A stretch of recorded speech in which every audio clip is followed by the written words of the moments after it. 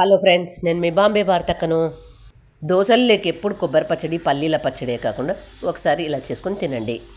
దోశ పూరీలలోకి ఇలా చేసుకొని తినండి, ఎంతో బాగుంటుంది.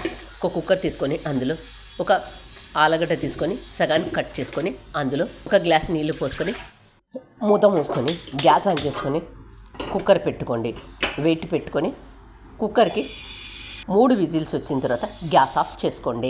కుక్కర్కు ఉన్న ఆవిరంతా పోయిన తర్వాత మూత తీసి చూద్దాం. ఆలుగడ్డ ఎంత బాగా ఉడికిందో చూడండి. దీనికి పొట్టు తీసుకొని ముక్కలు ముక్కలుగా కట్ చేసుకొని పక్కన పెట్టండి. ఒక గిన్నె తీసుకొని అందులో 1 టేబుల్ స్పూన్ శనగపిండి వేసుకొని కొద్దిగా నీళ్లు పోసుకొని అంతా బాగా కలుపుకోండి. ఎక్కడ ఉండలు లేకుండా బాగా కలుపుకోండి. ఇప్పుడు గ్యాస్ ఆన్ చేసుకొని ఒక బాండి పెట్టుకొని అందులో కొద్దిగా నూనె వేసుకొని మీడియం సైజు ఉల్లిగడ్డలు తీసుకొని ముక్కలు ముక్కలుగా కట్ చేసుకున్న వాటిని అందులో వేసుకోండి.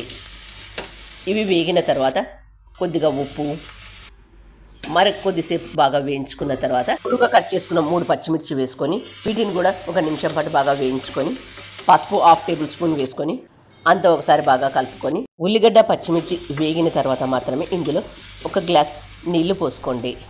అంతా ఒకసారి బాగా కలుపుకొని